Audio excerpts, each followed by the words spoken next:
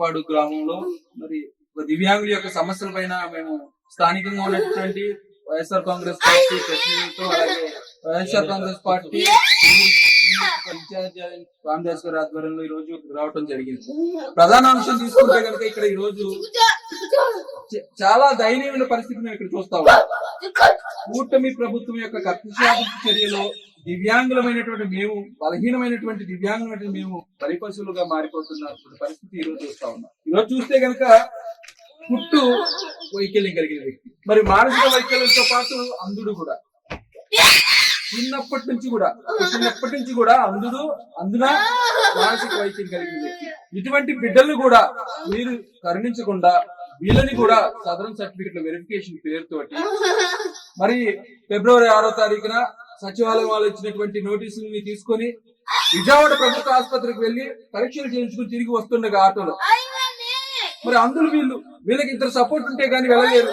మానసిక పిల్లలు వీళ్ళు ఇద్దరు ముగ్గురు సపోర్ట్ లేకపోతే వెళ్ళలేరు. ఒక ఆటోని మాట్లాడుకొని ఇక్కడ నుంచి వెళ్లి మళ్ళీ తిరిగి వస్తుండగా ఒక యాక్సిడెంట్ అవ్వటం అనుకోని విధంగా మరి యాక్సిడెంట్ లో ఒక అందరి యొక్క ప్రాణం కోల్పోవటం, అట్లాగే ఒక దివ్యాంగుడి యొక్క ప్రాణం కోల్పోవటం.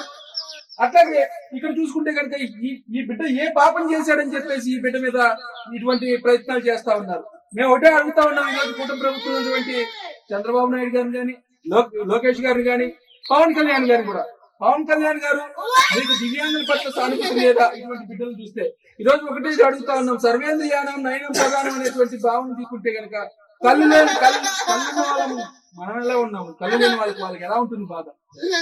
వీళ్ళ మీద మీకు ఈ యొక్క ప్రతాపం అని చెప్పి ఈరోజు వైఎస్ఆర్ కాంగ్రెస్ పార్టీ ఉన్నటువంటి అధినాయకులందరూ అందరం కూడా ఇక్కడ రావడం జరిగింది. ఇలా దివ్యాంగుల విభాగం నుంచి నేను ఇక్కడ రావడం జరిగింది.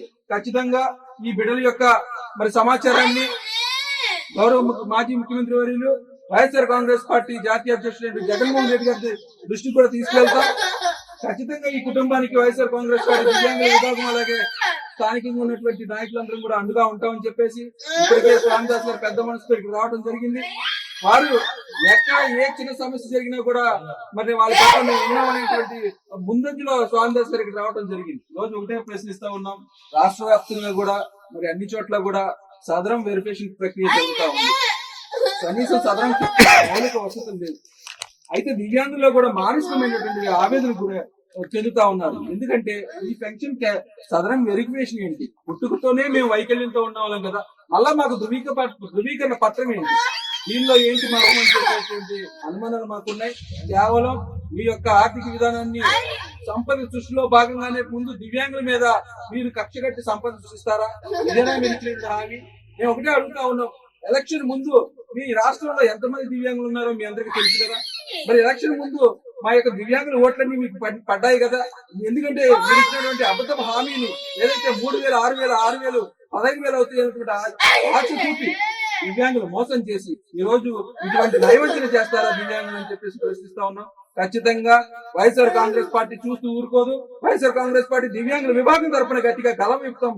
రాబోయే రోజుల్లో ఖచ్చితంగా ఏ ఒక్క దివ్యాంగుడికి ఎక్కడ ఎటువంటి ఇబ్బంది జరిగినా కూడా ప్రతిఘటించడానికి స్థానిక నాయకులందరితో కలిసి ముందుకు వస్తామని చెప్పేసి హెచ్చరిస్తూ తక్షణమే ఈ కుటుంబానికి ప్రభుత్వం స్పందించి ఏదైతే ఈ యొక్క యాక్సిడెంట్ కి సంబంధించినటువంటి వాళ్ళు ఎవరైతే ఉన్నారో వాళ్ళందరి మీద కూడా చర్యలు తీసుకోవాలి.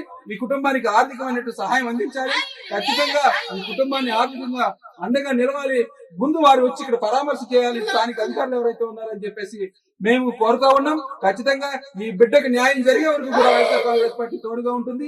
లేని పక్షంలో ఖచ్చితంగా ఈ సమస్యను అధికారుల దృష్టికి తీసుకెళ్లి మరి సమస్య పరిష్కారం చేసేదానికి ప్రయత్నం చేస్తామని హెచ్చరిస్తా ఉన్నాం.